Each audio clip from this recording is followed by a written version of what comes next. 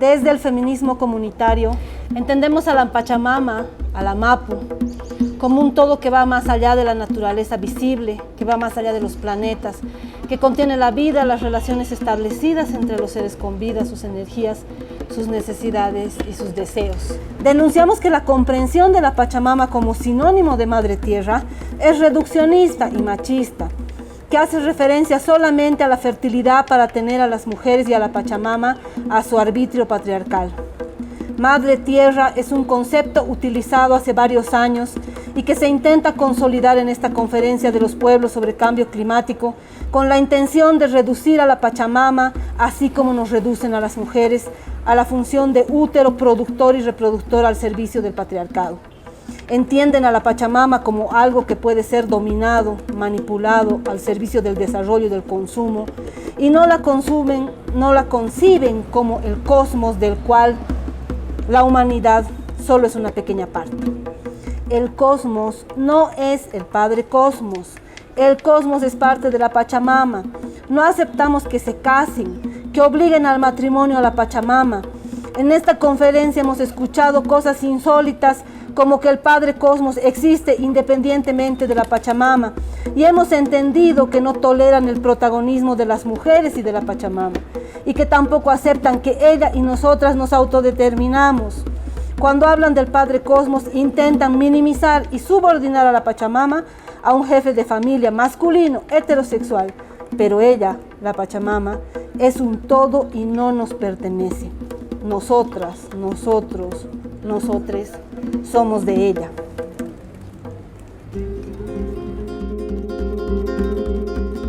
Concebimos a la comunidad como un ser en sí misma, con identidad propia. Mujeres, hombres, tierra, territorio, animales, vegetales, verticalmente, arriba, cielo, espacio aéreo y todos sus seres vivos, abajo, subterráneo, vida animal, vegetal y mineral, y horizontalmente, aquí, Acapacha, aquí donde nos movemos, todos los seres vivos, humanos, animales, vegetales, la extensión de la tierra y el territorio de la comunidad, hasta los límites que ella y otras comunidades designen. Cuando hablamos de las comunidades, estamos hablando de todas las comunidades, urbanas, rurales, territoriales, políticas, sexuales, comunidades de lucha, educativas, comunidades de afecto, universitarias, comunidades del tiempo libre, comunidades de amistad, barriales, generacionales, deportivas, culturales, comunidades agrícolas. Creemos que todo grupo humano puede, si lo decide, construir comunidad, eliminando la propiedad privada sobre los medios de producción, reconociendo el trabajo de todo tipo, comenzando por el doméstico, repartiendo el trabajo de manera equitativa en relación a las capacidades, habilidades, deseos y necesidades de cada integrante, asumiendo los productos y beneficios que cada integrante crea y elabora, sean abstractos o concretos, como bienes comunes e individuales. Hablamos de la comunidad y de las mujeres y hombres de los pueblos indígenas, sin embargo, no idealizamos la comunidad actual en la que persisten las relaciones de dominación y donde las mujeres somos la yapa de los hombres. Las comunidades actuales son patriarcales y por ello es que estamos proponiendo otra forma de comunidad horizontal, recíproca, donde las y los integrantes sean reconocidas, respetadas como individuas autónomas. Una comunidad no es una suma de individualidades, sino otro lugar dinámico, más que la suma. La comunidad nutre a quienes caminan con la comunidad y a ella, a su vez que es alimentada por el trabajo, el desarrollo, las elaboraciones individuales, colectivas que se dan en su interior. Los haceres comunitarios tienen rostros, cuerpos, voces específicas, únicas, y son llevados a cabo realizando talentos, capacidades individuales, colectivas, para que la gente elabore, reflexione, piense, requiera libertad y busque conocimiento. También cada una y cada uno asume las necesidades comunitarias y busca fortalecer ese espacio de pertenencia y afecto que es su comunidad. Se produce en comunidad, más allá del cariño o no que en particular se tengan los integrantes. Un afecto por esa otredad es la comunidad.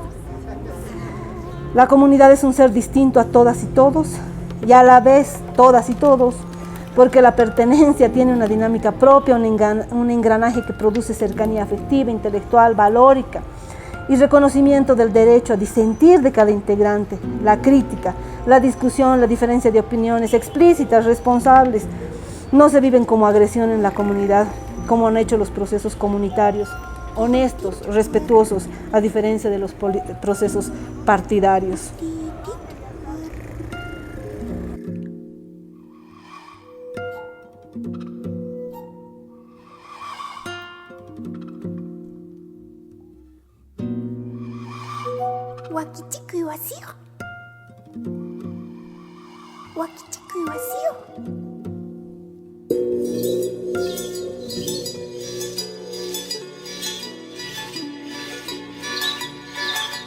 Bienvenidos y bienvenidas a esta nueva jornada de Nación Marica Callejera, este espacio de toma del espacio público, este ejercicio político de resignificación del espacio público, de transformación del espacio público, de hacer un ejercicio político de incomodar también el espacio heteropatriarcal.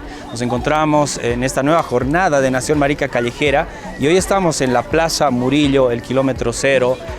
Simbólicamente hablando es el centro del poder patriarcal, simbólicamente hablando también en la época colonial era el poder colonial, que en la actualidad seguimos viviendo, ¿no? O sea, los resabios o las consecuencias del colonialismo siguen vigentes hoy en día. Este programa es bastante especial porque en estas agendas, ¿no? en este territorio llamado Bolivia y en el Abya Yala, septiembre y octubre, son agendas que se discuten los feminismos, se discuten derechos de las mujeres, se discuten toda la violencia patriarcal en el espacio público, ¿no? Y desde donde se discuten también es desde los activismos o desde los feminismos. Nos encontramos en esta jornada con Adriana Guzmán. Adriana es una compañera aymara, lesbiana, es integrante del feminismo comunitario antipatriarcal y es también, por supuesto, educadora popular. Adriana, bienvenida a Nación Marica Callejera. Paisuma, Cuyaca, Asquiuruquipan, a todos quienes nos están viendo, escuchando en este kilómetro cero. Qué impresionante, o sea que a partir de aquí existe la civilización, a partir de aquí para allá, claro, porque allá estaban los indios y no les dejaban venir las indias, existe el poder, existe el todo, ¿no? Absolutamente colonial. Aquí está lo que era el Palacio de Gobierno y después se ha hecho esta llamada Casa del Pueblo, una arquitectura absolutamente falocéntrica, terrible dentro de estas concepciones del poder, incluso dentro de la descolonización, pero bueno, aquí estamos para poder hablar hoy día, hermana. Adriana, bueno, te doy nuevamente la bienvenida y te agradezco por aceptar esta invitación, ¿no? Y también por atreverte junto a nosotras a ocupar el espacio público. Como ves, es un espacio bastante bullicioso, no es nada tranquilo, la gente se atraviesa y es parte de esta territorialidad, es parte de este paisaje. Tú haces también un ejercicio similar, ¿no? Con feminismo comunitario antipatriarcal hay un permanente ejercicio y práctica de ocupar el espacio público, de poner el cuerpo a la lucha, pero hacerlo en el espacio público, ¿no? ¿Qué se presenta para ti el espacio público en el entendido de las luchas sociales, ¿no? Y de la lucha feminista que tú vienes trabajando hace muchos años? Bueno, nosotras ocupamos el espacio público sobre todo en lo que tiene que ver con los juicios de feminicidio, de violación, estar enfrente de la fiscalía o en la plaza o en la puerta de la casa donde ha sido el feminicidio, convocar a los vecinos, etcétera. Todo esto tiene que ver con una necesidad, ¿no? En realidad, si no pasara eso, yo creo que no estaríamos de repente ocupando ese espacio público. Y digo esto porque hay una mirada tan colonial también sobre esta ocupación del espacio público que se vuelve performance, ¿no? Entonces todo es un performance, claro. Si tienes todos los privilegios del poder, eres blanca y todo, puedes hacer performance donde quieres, ¿no? Pero nosotros no hacemos un performance, sino resistimos al patriarcado en la calle, nos convocamos, nos acompañamos, nos acuerpamos, en lo que tiene que ver con violencia y todo lo que ha pasado en el país, en lo que tiene que ver con denunciar el racismo, ¿no? Ocupar la calle con mi sombrero, con mi ropa, como me he visto, es impresionante cómo estalla el racismo, ¿no? En las instituciones públicas y en la calle misma, ¿no? Y creo que eso es parte también de luchar contra el sistema. Adriana, tú decías, acabas de decir el kilómetro cero, a partir de aquí existe esta ciudad, a partir de aquí existe esta civilización, ¿no? Evidentemente estamos en la Plaza Murillo, ¿no? Todas las figuras, por ejemplo, las estatuas, ¿no? Los elementos arquitectónicos son, como dices, son bastante falocéntricos y patriarcales, ¿no? ¿Qué representa para las luchas sociales, para la lucha feminista, hacer esta ocupación en un espacio patriarcal, pero también colonial? Aquí se disputa el poder el patriarcado y el colonialismo, ¿no? Donde, claro, no estamos ni las disidencias ni las mujeres. Bueno, yo la verdad es que estoy feliz porque toda la vida nos han sacado de la plaza la policía, porque siempre hemos venido en protestas, en denuncias de la justicia ineficiente, del parlamento cómplice, de la política patriarcal, ¿no? De las traiciones políticas a un movimiento, una organización como es el feminismo comunitario, que también se ha hecho en un proceso político de cambios, ¿no? Que hoy está en discusión, la discusión sobre el vivir bien y todo eso ha quedado fuera y es solamente una discusión del Estado, ¿no? Entonces, para mí es importante poder estar aquí, me asombra que la policía no venga a sacarnos, seguramente porque no traemos megáfono, pero creo que también es entender cómo funciona la lógica colonial, no tan binaria. Desde el kilómetro cero para allá todo existe, desde la heterosexualidad para allá todo existe. Si no eres heterosexual, no importa lo que seas, no existes, no es fundamental, ¿no? Entonces es un pensamiento colonial que ordena todo, lastimosamente, ordena las luchas, ordena nuestra concepción de la realidad, y creo que no mencionar eso y no posicionarse frente a eso hace que se refuncionalice pues todo, ¿no? O sea, puedes empezar hablando de, por ejemplo, proceso de cambio, vivir bien, vivir con dignidad y terminar diciendo que esto sea democrático, todos tienen oportunidad, los fascistas también que participen, los no fascistas también, es decir, no tienen nada que ver esas lógicas democráticas con lo que se ha planteado en este mismo kilómetro cero, cuando se ha peleado, por ejemplo, aquí la aprobación de la Constitución con una marcha, ¿no? El 2009. Entonces, tiene muchos sentidos políticos y de irreverencia estar aquí y con ustedes, ¿no? Gracias, Adriana. Queremos hablar en esta jornada de feminismos, ¿no? Tú tienes un trabajo de muchos años activando, moviendo, ¿no?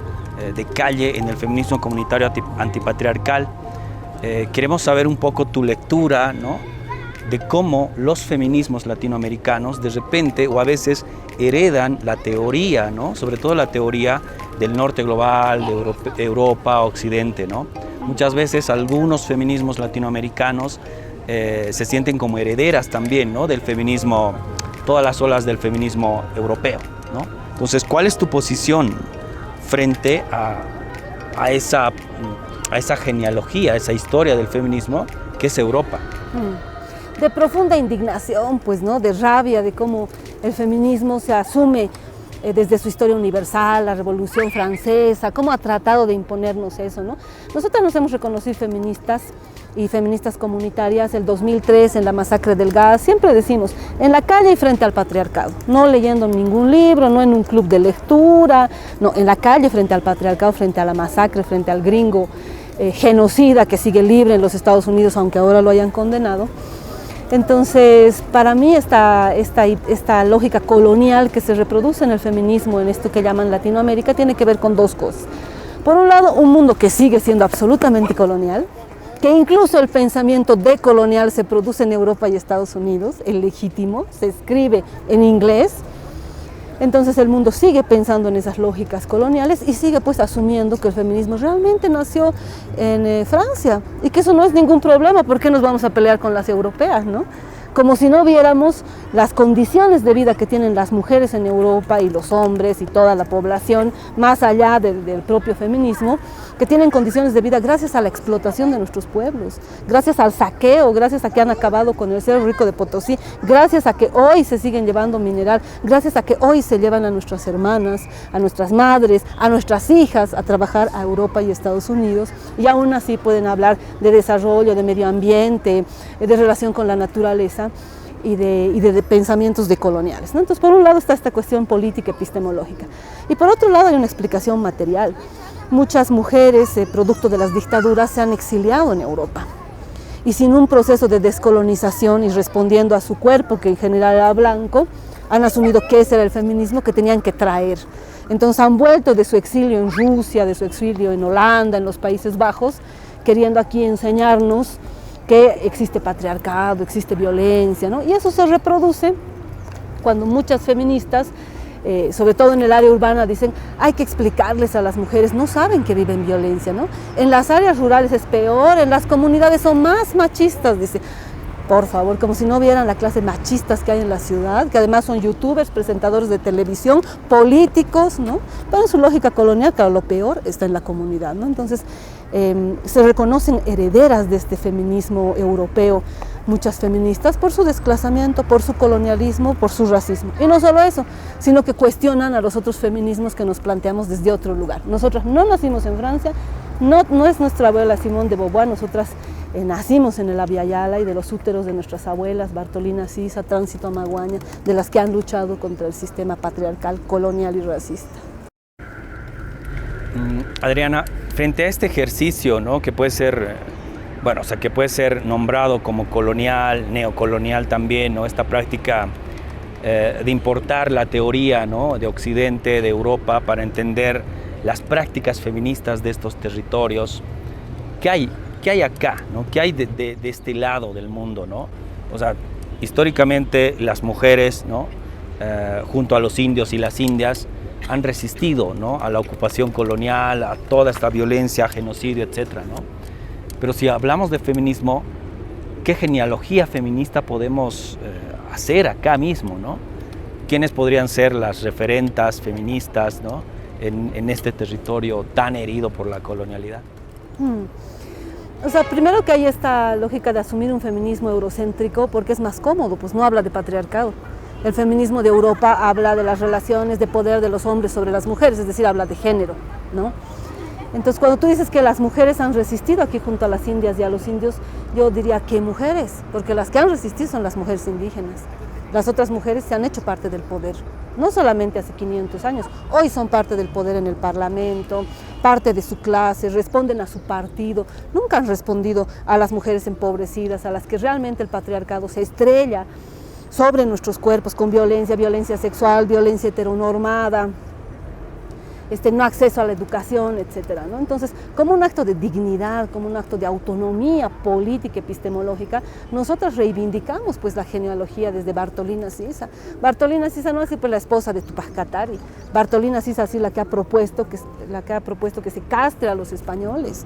No porque ahí se acababa el poder, sino porque eran violadores de sus abuelas, de sus hermanas, de ellas mismas, ¿no? Esta discusión sobre la violación y lo que plantea Bartolina Sisa está ahí en los archivos, claro, para los que les interesan las fuentes, ¿no? Pero además es una discusión que no se ha hecho dentro del propio movimiento ni indianista ni catarista, ¿no? Porque de eso no se quiere hablar. Ese privilegio de la violación, ese ejercicio de poder sobre nuestros cuerpos, es parte del pacto colonial que han compartido españoles, aymaras, quechuas y todos los que se han hecho herederos de la violación, ¿no? Entonces, nuestra genealogía viene de ahí, Bartolina Sisa. Tránsito Amaguaña es fantástica, una hermana quichua que ha planteado claramente la estructura, o sea, para mí más interseccional que ella, ninguno, ¿no? Ella ha planteado la disputa por el territorio, por la dignidad, la lucha contra el patrón que les ha obligado a hacer servicias, huasicamas, sirvientas en sus casas desde niñas, que les ha obligado a casarse con viejos para que les golpeen viejos quechuas también, que han hablado también de la reivindicación. Sus discursos ella decía, bueno, dejen de estar puteando, dejen de estar arrechos, dejen de estar tomando, que eso no sirve para la lucha, ¿no? Entonces para mí es muy, muy importante Tránsito Amaguaña. La genealogía que nosotros rescatamos es esa, Bartolina Sisa, Tránsito Amaguaña. Domitila Chungara en todo lo que tiene que ver su disputa, su posicionamiento frente al poder. Evidentemente, Domitila Chungara no era anti-extractivista, ¿no? Y entonces ahí hay que preguntarse qué hacemos con los mineros, la clase obrera es extractivista. Pero además de eso está la genealogía cercana. Mi madre, la Amparo, mi abuela, la Elena, la Teresa, y creo que eso nos devuelve un feminismo que realmente es antipatriarcal, que realmente se hace desde el cuerpo y que además sana muchas heridas que nos ha hecho el sistema, ¿no? Sana la ruptura que nos obliga a hacer con nuestra madre, al negarla porque es india, al negarla porque es analfabeta, ¿no? O con nuestra abuela. De esa genealogía venimos, de la que nos ha parido, del útero político, territorial que nos ha parido. Claramente tomas un distanciamiento, ¿no? de estos feminismos teóricos europeos de Occidente, porque tú lo dices, ¿no? Su práctica de lucha es las relaciones de poder hombre-mujer, ¿no? ¿Cuál es la especificidad de estas prácticas feministas, incluso antes de llamarse feministas, en esta parte del mundo, en el territorio de la Abya Yala, ¿no? Que no solamente son las relaciones poder hombre-mujer, ¿no? O sea, está el tema de raza, clase, ¿no? Género, sexo, ¿no? Y varias otras prácticas más, ¿no? ¿Hay alguna especificidad de estas prácticas feministas en el Abya Yala, las de antes, las de ahora? Bueno, yo creo que lo fundamental es la lucha contra el patriarcado, pues, ¿no? Es decir, la lucha contra toda esa estructuralidad que no se puede dividir. No está por aquí el capitalismo, por aquí el colonialismo, el racismo, ¿no? Es una mujer aymara, víctima de feminicidio, ha sido víctima de trata y tráfico, de explotación sexual, de un territorio donde hay minería, todo se junta. Entonces, cuando las abuelas se juntan para discutir la violencia o para denunciar la violencia o para exigirle al Estado, por ejemplo, la autonomía, la autodeterminación de los pueblos, que ha pasado con el proceso constituyente y que en este mismo proceso se ha negado y se ha quedado estancado ese proceso de autonomías indígenas, ¿no? Tenemos 5, creo, o 6 autonomías indígenas que además se han llevado a referéndum, como si el Estado tuviera que poner su democracia y imponer sus formas para que se decida la autonomía. Pero bueno, esos procesos autonómicos son los que han dado lugar a estas prácticas feministas y a la vez un feminismo que ha alimentado esos procesos autonómicos. Un ejemplo que te pongo, ¿no?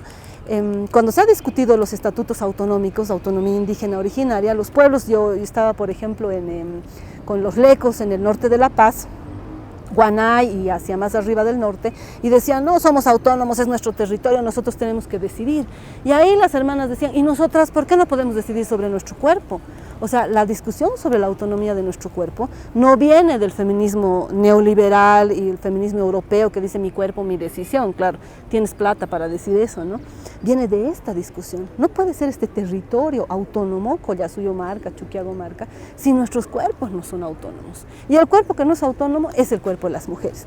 Entonces, estas cosas son específicas en su comprensión, en su epistemología, digamos, ¿no? No es mi cuerpo mi decisión, es mi cuerpo, es parte de un territorio sometido por el patriarcado extractivista, colonialista, machista, racista, y si este territorio no se libera, mi cuerpo no se libera, ¿no? Esa es una de las cosas. Nuestra propia genealogía es otra. Y no reducir las cosas al género y poder sentarnos a discutir con los mineros, con la CESUTCB, reconocer como parte de nuestra genealogía al Felipe Quispe cuando dice, sí, pues pongo bombas porque no quiero que mi hija sea tu sirvienta. Eso es contundente, o sea, ¿qué más masculinidad de eso quieren? O sea, una masculinidad liberal que puede hablar de quién lava los platos, que hay que hacerlo, pero que no define pues tu posición ni la destrucción del sistema. En cambio, estos planteamientos o el Federico Escobar Zapata cuando se pone a discutir sobre qué hacemos para realmente lograr que el imperialismo resuelva las cosas de la casa, la comida, con qué vamos a comprar jabón para lavar la ropa. Ningún dirigente de la COP, después del Federico Escobar, ha vuelto a hablar sobre esas cosas, que son fundamentales para todo el movimiento obrero, ¿no?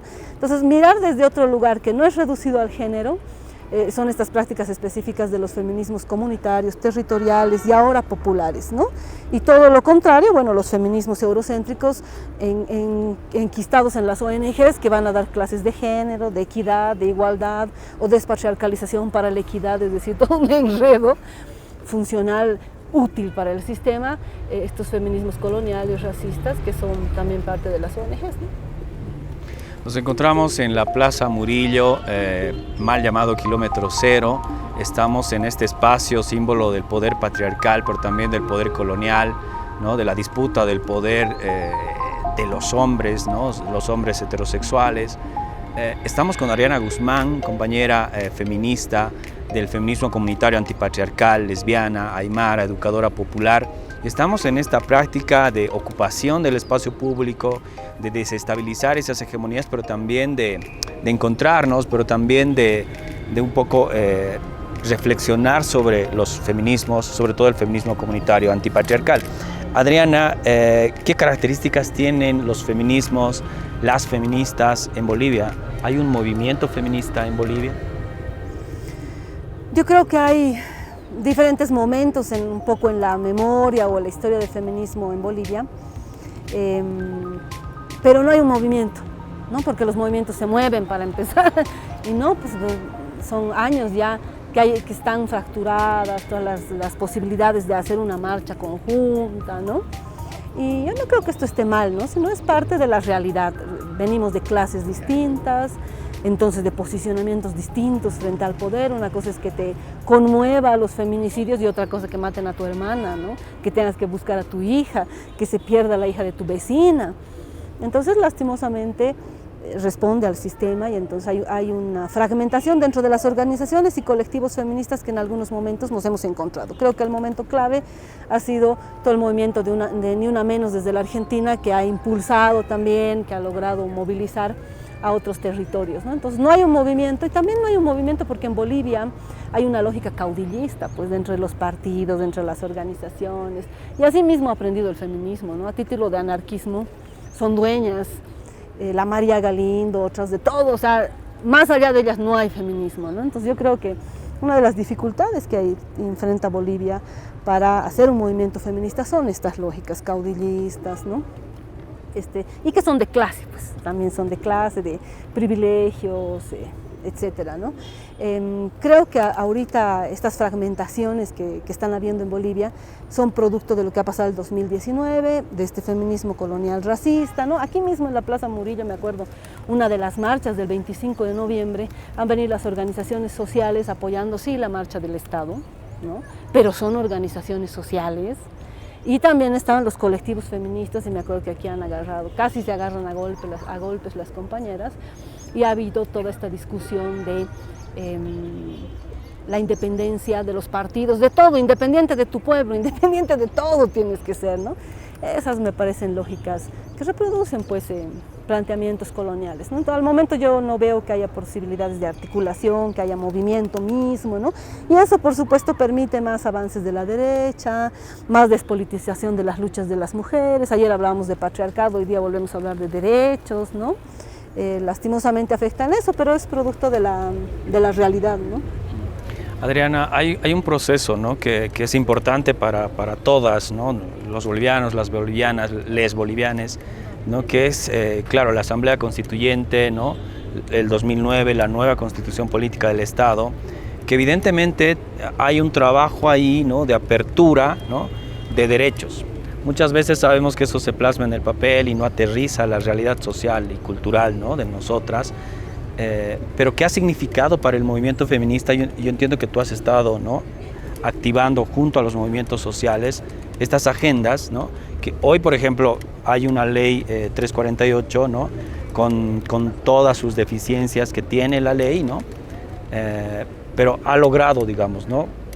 Un minúsculo cambio desde el Estado, ¿no? Pero eso no ha sido gratuito del Estado, ¿no? Eso ha sido por el trabajo de movimientos sociales, ¿no? Colectivas feministas, compañeras activistas, ¿no?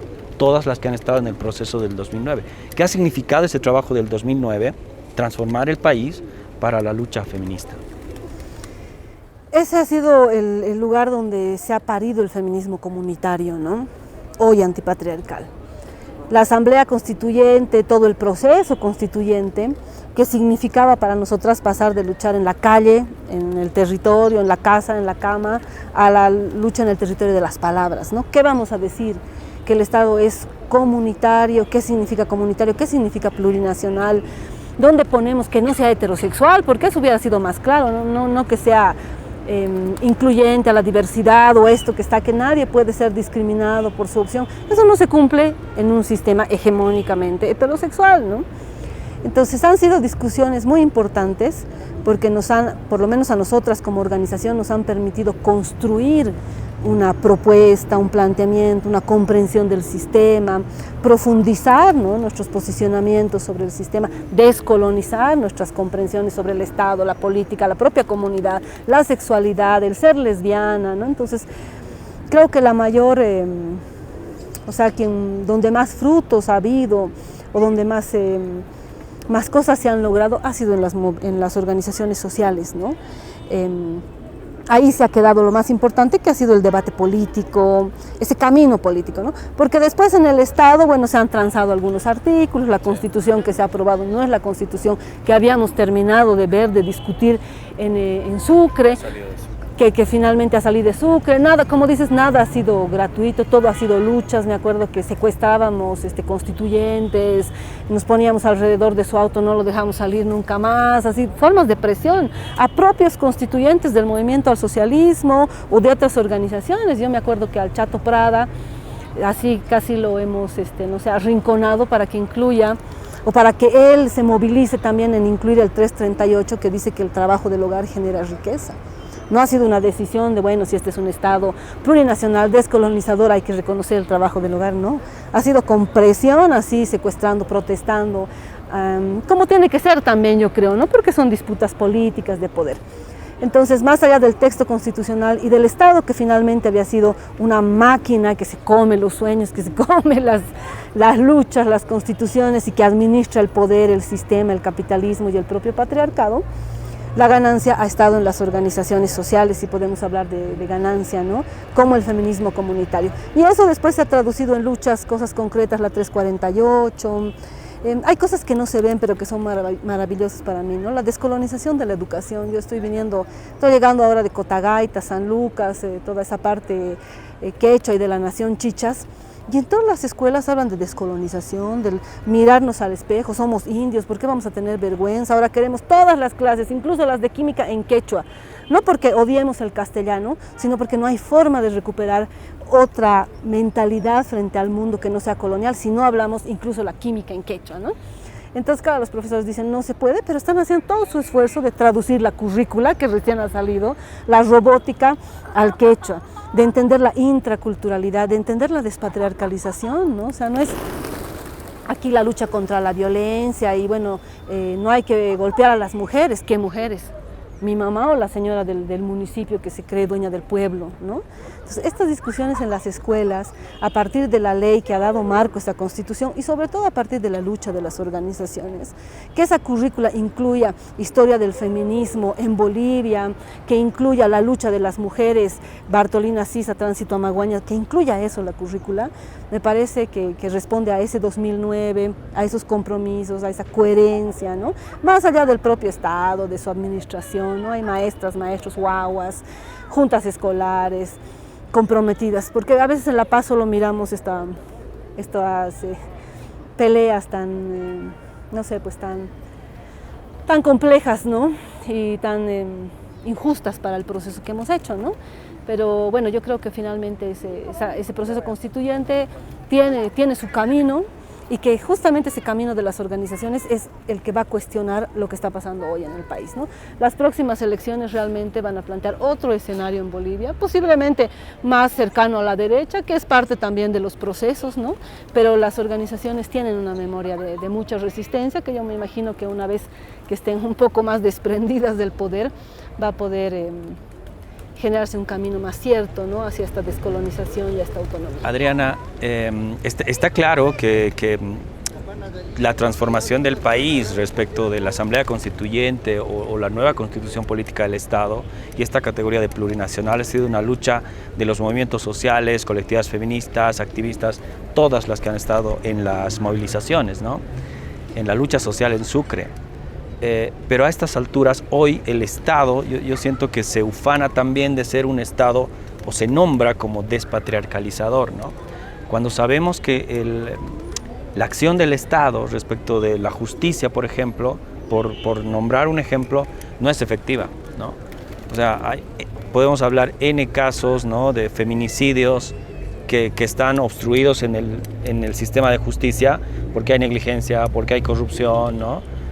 Porque no podemos transformar este aparato del Estado que es el Ministerio de Justicia porque hay un ejercicio patriarcal ahí mismo. ¿Qué piensas de este rol del Estado, ¿no? Que se declara año de la despatriarcalización, pero los juicios por feminicidio están estancados en el Ministerio de Justicia? Yo creo que hay que quitarle un poco el poder al Estado, ¿no? Ese poder simbólico de todo tiene que pasar por el Estado, todo lo tiene que hacer el Estado. No porque le esté quitando su responsabilidad, sino porque estoy asumiendo, ¿cuántos años son? No sé, 10 años, 20 años después de la masacre del gas, que es un fracaso, que el Estado plurinacional es un fracaso, como Estado, como institución, ¿no? Pero las políticas que se han hecho, las discusiones de las organizaciones sociales, eso no son un fracaso, ¿no? Ahí sí se han hecho cosas.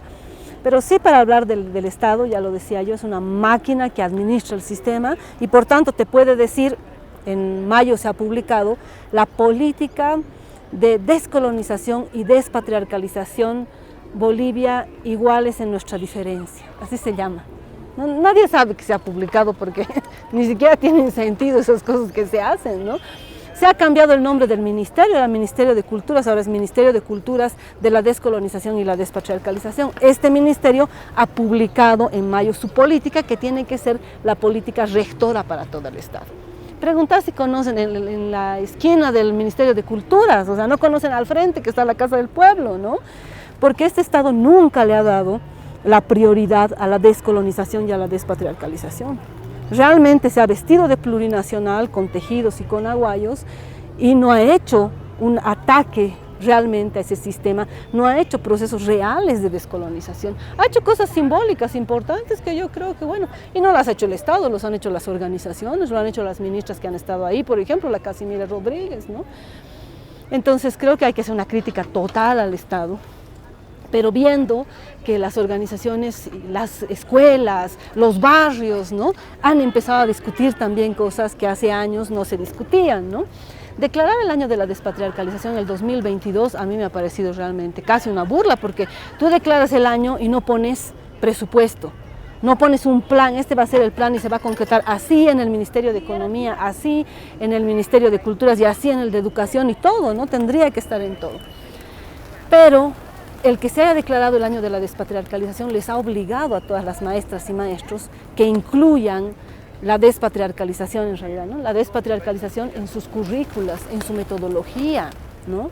Y muchos se han inscrito a cursos de capacitación, han buscado quién puede enseñarnos qué es despatriarcalización, ¿no? Entonces las cosas que ahí han salido, cómo juntas la despatriarcalización, por ejemplo, con tener un huerto donde recuperes el palqui como un cultivo tradicional. ¿Qué tiene que ver con la despatriarcalización? Eso lo han hecho en un colegio, a partir de esa declaración del año de la despatriarcalización. Entonces, ¿quién sale beneficiado ahí? ¿La ministra de la Presidencia? No, pues porque no ha hecho lo que tenía que hacer, no ha hecho su trabajo, ¿no? Ni los otros ministros, ni el propio presidente, ¿no?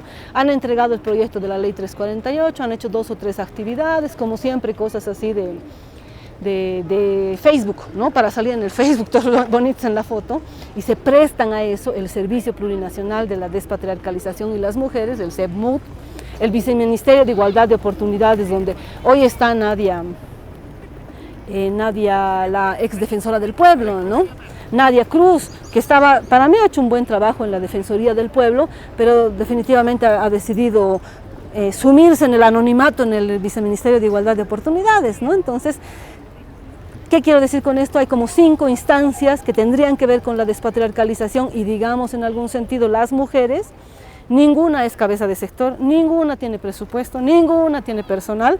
Entonces lo máximo que pueden hacer es una charla, dar un refrigerio y sacarse una foto, ¿no? Es el Estado en toda su estructura que no le ha dado la importancia a esto, porque sería dinamitarse a sí mismo, ¿no? Descolonizarse sería dinamitarse a sí mismo. Si hablan de descolonización, despatriarcalización, tendrían que no llamarse pues Estado de la industrialización, ¿no? Es una contradicción absoluta, y además el presidente cree que lo hace bien, ¿no? Entonces el Estado como institución es un fracaso, pero que yo creo que en Bolivia hay un proceso que, con todas sus contradicciones, es un proceso que se mueve, ¿no? Nos encontramos en la Plaza Murillo, estamos en el kilómetro 0, en este encuentro, en esta reflexión, pero también en este encuentro pedagógico con Adriana Guzmán, de Feminismo Comunitario, Antipatriarcal, Lesbiana, Aymara, Educadora Popular. Y bueno, estamos reflexionando, hablando sobre los feminismos. En esta tercera parte, Adriana, queremos hablar del feminismo comunitario antipatriarcal. Vienen de una lucha, de poner el cuerpo a la lucha en la calle del 2003, ¿no? De estar en la Asamblea Constituyente, de estar junto a los movimientos sociales, los movimientos indígenas, originarios, campesinos, ¿no? ¿Cuál es la propuesta del feminismo comunitario antipatriarcal? Bueno, nosotros el 2003 teníamos la certeza de que había que salir con algo de las calles, ¿no?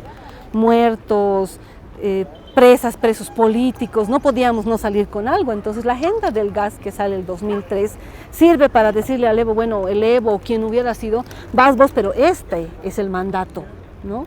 La sangre de los muertos no ha corrido en vano, esto es lo que se tiene que hacer, que era, por ejemplo, Asamblea Constituyente y nacionalización de los hidrocarburos, ¿no?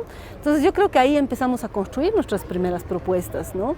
La Asamblea Constituyente en el sentido de reconstituir el territorio, que nos reconozcan, que se reconozcan las naciones, que se dinamite la nación única, el genocidio hacia los pueblos, esta historia de todos somos bolivianos y viva mi patria Bolivia, ¿no? No somos bolivianos, nosotros somos aymaras, ¿no? Y bueno, todo eso también tiene que ver, todo el aprendizaje con el Felipe, desde el año 2002 y antes del 2002, ¿no? Yo creo que él ha sido fundamental para ir planteando esta primera propuesta del feminismo comunitario, que ha sido contundente para nosotros en el proceso constituyente, y era Estado plurinacional solo para transitar. O sea, no nos vengan con el cuento de aquí que la solución es el Estado plurinacional, no. Nosotras queremos comunidad, y comunidad de comunidades.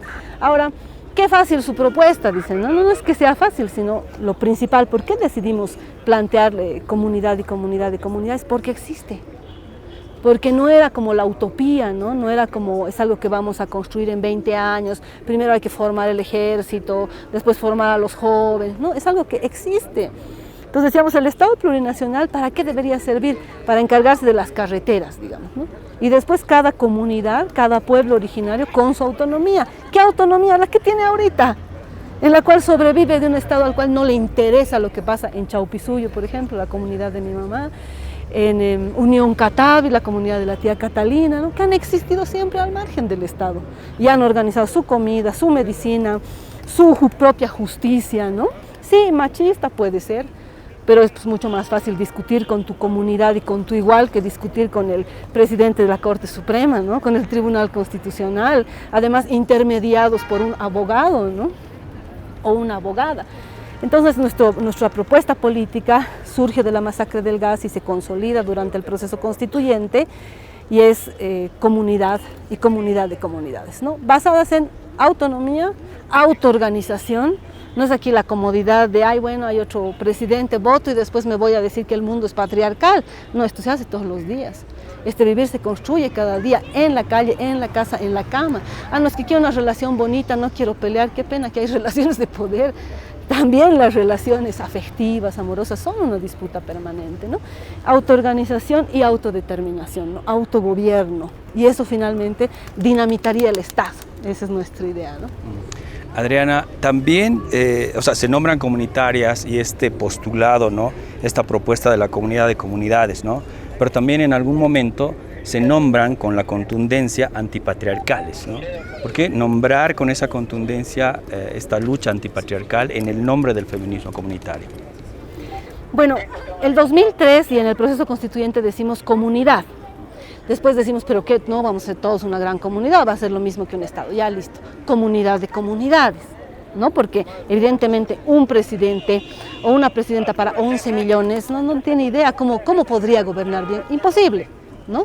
Entonces tienen que ser espacios, territorios pequeños, autoorganizados, donde realmente el poder no se enquista, no se hace una estructura de poder, ¿no?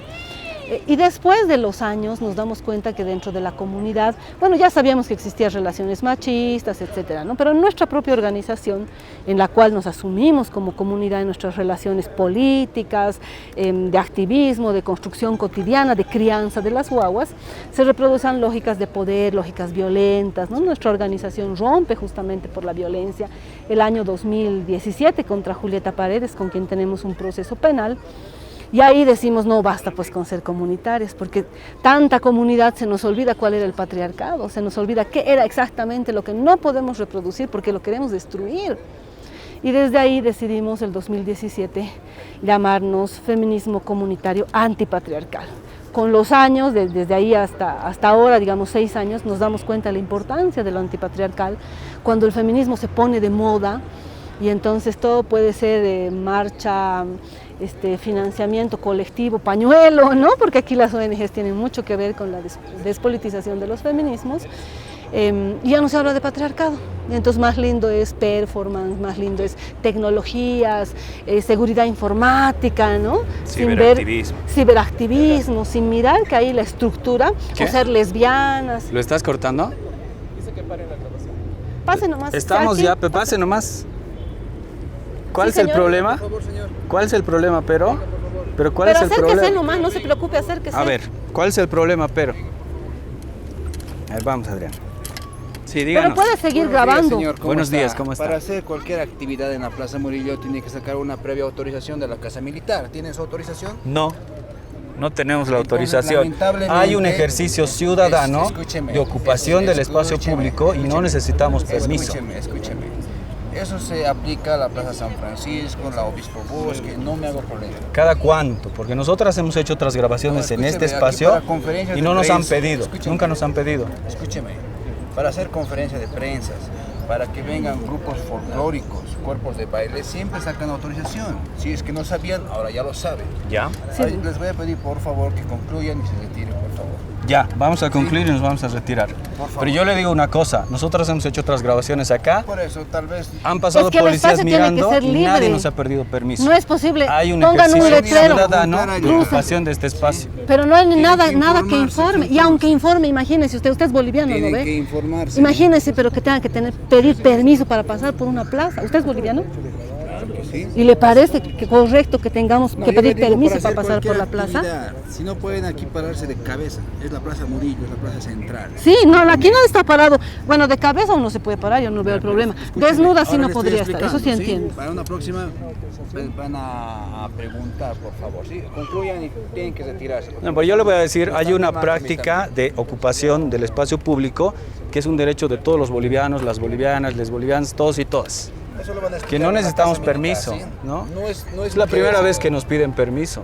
Si no, aquí Hemos pueden hecho hacer otras- si no Pero no pueden- estamos Otra haciendo cosa es que cualquier yo cosa, esté señor. golpeando ¿Qué es cualquier esta cosa para piedra usted? y lo esté destruyendo, ¿no ve? Claro. Ahí sí, usted tendría todo el derecho de decir, váyase porque está Ya, destrozando. pero por favor, Estamos ya le- discutiendo el ya le- país. Ya le he ¿no comunicado, ve? ¿sí? Ok, vamos a terminar y nos vamos. Sí, por favor, se apresura.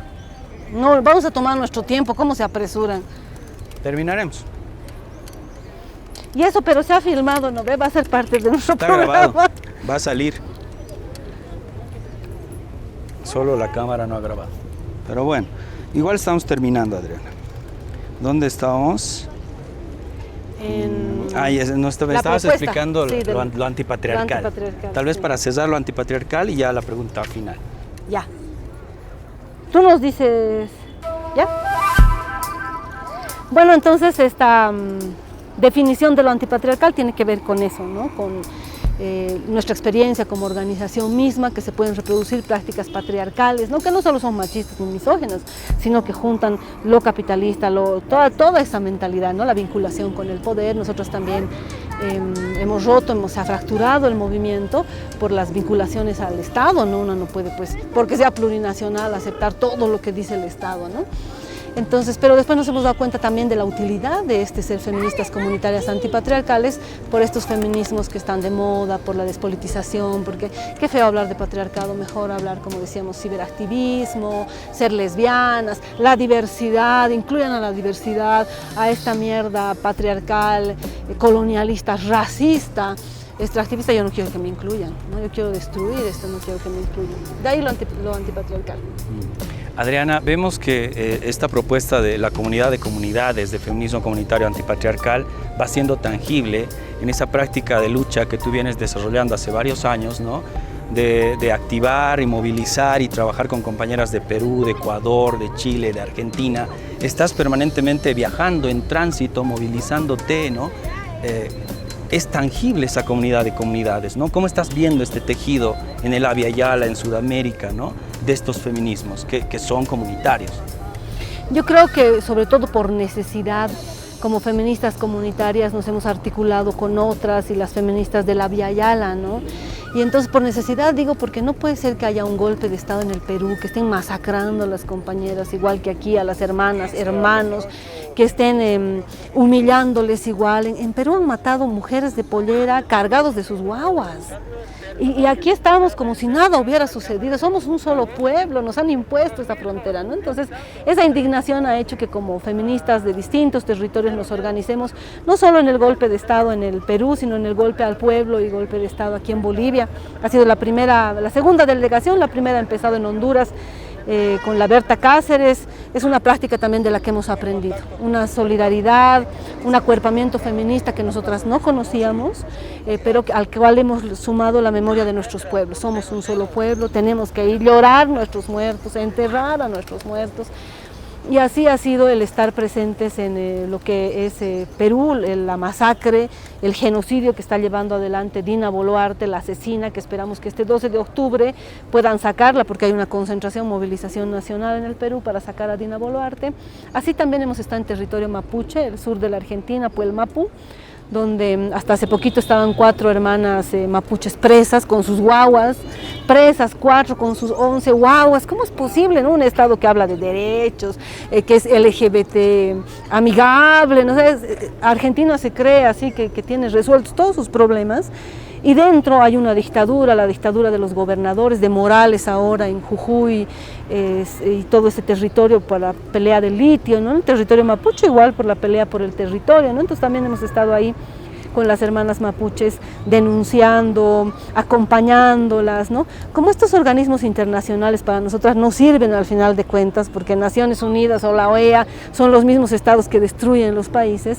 Nosotras hemos hecho nuestro propio espacio feminista para recabar las denuncias, así hemos aprendido en Bolivia, tener los testimonios, las fotos, exámenes forenses, todo, para, primero como respaldo, y segundo para activar igual procesos feministas, autónomos, condenar nosotras, comprender cómo funciona la violencia para resistir, pero también para condenar a los genocidas, ¿no?